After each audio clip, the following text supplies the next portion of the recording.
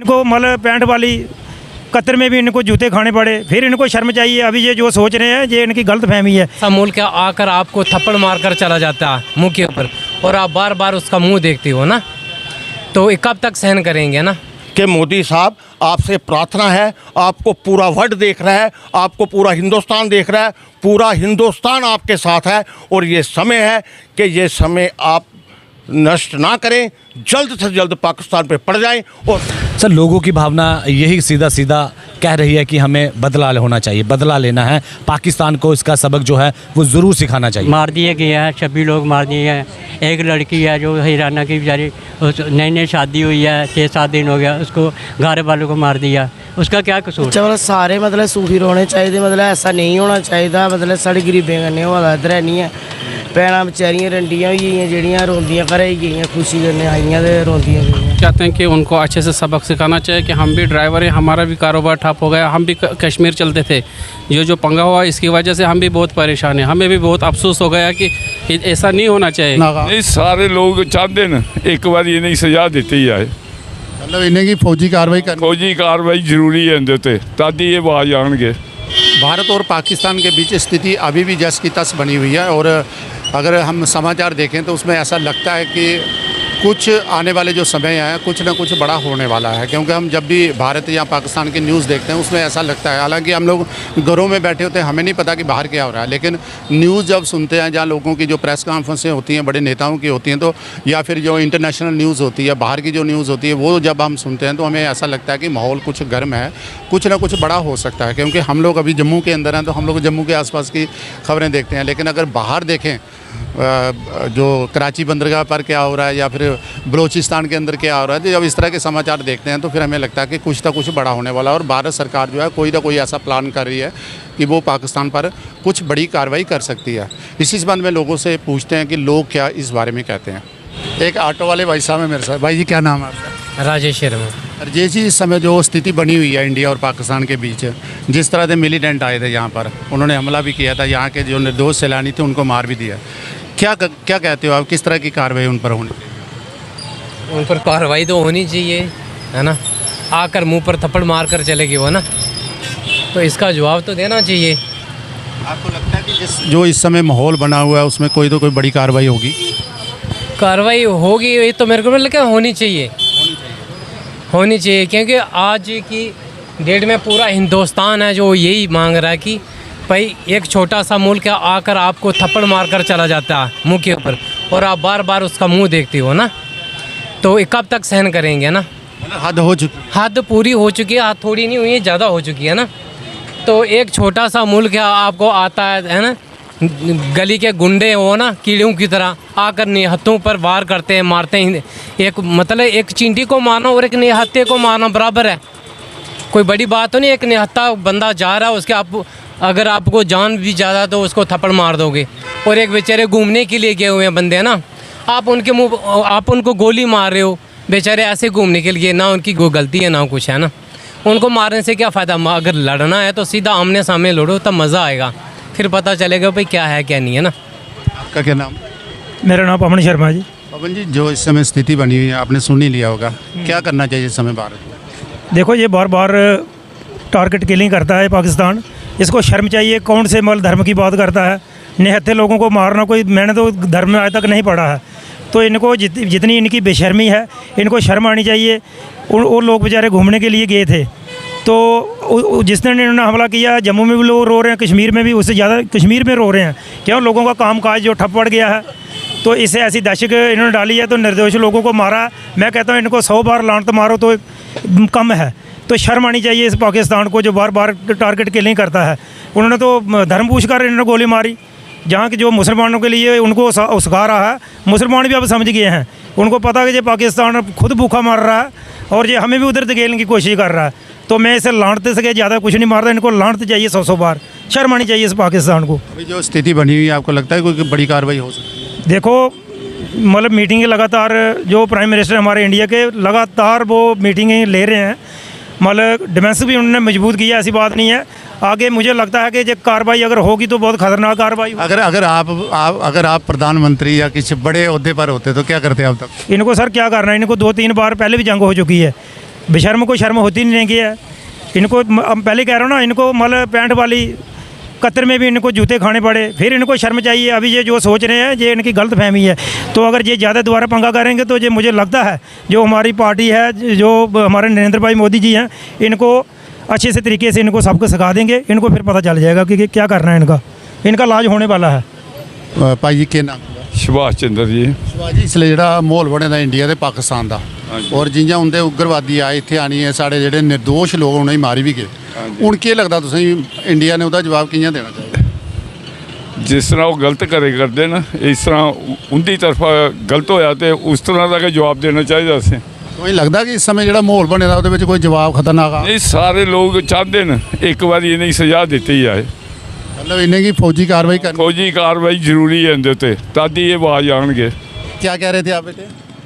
एक बार इनको सबक मिलना चाहिए, लड़ाई करनी चाहिए। मतलब आप मोदी जी से कुछ कहना चाहते हैं? मैं एक ही कहना चाहता हूँ कि मोदी जी से इनको सबक मिल जाए। सबक मिलना चाहिए। हाँ। भैन जी नमस्ते। नमस्ते जी। अच्छा, इसलिए तुस दिक्खा दे इंडिया ते पाकिस्तान बिच इ'यां लड़ाई वाला माहौल है और साढ़े इत्थे जेह्ड़े होंदे आतंकवादी हैं इत्थे आइयै हमला भी करिए। हुण एह्दा जवाब कि'यां देना चाहिदा पाकिस्तान गी? मतलब बदला लेना ही चाहिए ना। बदला लेना चाहिदा? जी। तुसें लगदा इसलिए लड़ाई वाला माहौल है कुछ? ये बताओ ना, मोदी की मर्जी है जो वो चाहते मोदी अगे मतलब केह् अर्ज करना चाहते मोदी ये सोचा मतलब सारे मतलब सूफी रौह्ने चाहिए। मतलब ऐसा नहीं होना चाहिए। मतलब साढ़ी गरीबें कन्नै होआ दा इद्धर हैनी है। भैनां बेचारियां रंडियां होई गेइयां जेह्ड़ियां रोंदियां घरै गी गेइयां, खुशी कन्नै आइयां ते रोंदियां गेइयां। मतलब हूँ अति होई गेदी है, हूँ बदला लेना चाहिए। हाँ, बदला तो लेना ही चाहिए। क्या नाम है आपका? सर मेरा नाम रियाज अहमद है। रियाज जी, इस समय जैसे आपने देखा होगा कि कश्मीर के अंदर जो हमारे सैलानी थे उन पर निर्दोष सैलानियों को मार दिया गया। अभी लड़ाई वाला भी माहौल है, आपको क्या लगता है कि किस तरह की कार्रवाई हो? सर अब क्या बताएं, इस बारे में कोई समझ नहीं आ रही है। ऐसे लोगों को बिना बेगुनाह बेचारों को मारा जा रहा है, ये तो कोई अच्छी बात थोड़ी है। हमारा इस्लाम थोड़ी कहता आप किसी का कत्ल करो, ये नहीं कहता है। अब बता किसी का भला करो, उसी में प्रोड़ा देगा, लेकिन ये कोई समझ नहीं आती। तो जिस तरह से आतंकवादी लगातार अगर देखो पिछले 10-20 साल से आ रहे हैं, हमारे लोगों को मारे हैं, टूरिस्ट लोगों को मारे हैं। सर इसमें एक बात कहूँगा, देखो हमारे होम मिनिस्टर जी ने कहा, अमित शाह जी ने कहा है मिलिटेंसी ख़त्म हो चुकी है। अगर ख़त्म हो चुकी है, कहाँ से आ रहे हैं हमारे हिंदुस्तान में, कहाँ से घुस रहे हैं? अभी तो जिन्होंने मारा था उन्होंने तो जिम्मेवारी भी ले ली कि हमने मारा। अब क्या कार्रवाई होगी उनके ऊपर? उनको कार्रवाई तो होनी चाहिए। मतलब भारत को कार्रवाई करनी चाहिए। क्यों करनी चाहिए? उन्होंने गलत किया ना, एक गरीब का कत्लेआम कर दिया, ये अच्छी बात थोड़ी है। क्या नाम है? मेरा नाम बाबर हुसैन। हुसैन जी, जो इस समय देख रहे हो भारत और पाकिस्तान के बीच जो स्थिति बनी हुई है, हमारे जम्मू कश्मीर के अंदर जो मिलिटेंट आए थे उन्होंने आके यहाँ जो निर्दोष लोग जो बाहर से आए थे घूमने उनको मार दिया। ऐसी स्थिति अब जंग वाली भी बनी हुई है। तो आप क्या कहना चाहते हो कि किस तरह की अब जंग होनी चाहिए, किस तरह से उन आतंकवादियों को सबक सिखाना चाहिए? सर हम यही चाहते हैं कि उनको अच्छे से सबक सिखाना चाहिए कि हम भी ड्राइवर हैं, हमारा भी कारोबार ठप हो गया, हम भी कश्मीर चलते थे। जो पंगा हुआ इसकी वजह से हम भी बहुत परेशान हैं। हमें भी बहुत अफसोस हो गया कि ऐसा नहीं होना चाहिए। हम भी, क्योंकि मैं भी 19 तारीख से वहाँ से आया था टूर चुके। 23 तारीख को मेरा दूसरा टूर था कश्मीर का 8 दिन का। उसके बाद हम भी बहुत परेशान हो गए, हमारा भी कारोबार बहुत ठप हो गया। अभी आपको लगता है जो स्थिति बनी हुई है, जिस तरह से फौजें दोनों खड़ी हैं, कुछ बड़ी कार्रवाई हो सकती है? कार्रवाई होनी चाहिए, पाकिस्तान को अच्छा सा जवाब मिलना चाहिए इंडिया से। अच्छा, एक बात हो रहा है, मैंने ये चीज़ भी सुनी है, जो पाकिस्तानी न्यूज़ चैनल है ना, वहाँ यही कहा जाता है कि जो भी आदमी जम्मू कश्मीर का होगा वो पाकिस्तान का साथ देता है, उनको ऐसा लगता है। नहीं, क्या कहना है? नहीं, ऐसी कोई बात नहीं है। हम हिंदुस्तानी है, हिंदुस्तान का ही साथ देंगे। और इस समय जो मोदी जी डिसीजन ले रहे हैं, जो सरकार डिसीजन ले रही है, आप उनके साथ? जी, हम उनके साथ हैं, मोदी जी के साथ हैं हम। मेरे साथ पत्रकार भाई साहब भी हैं।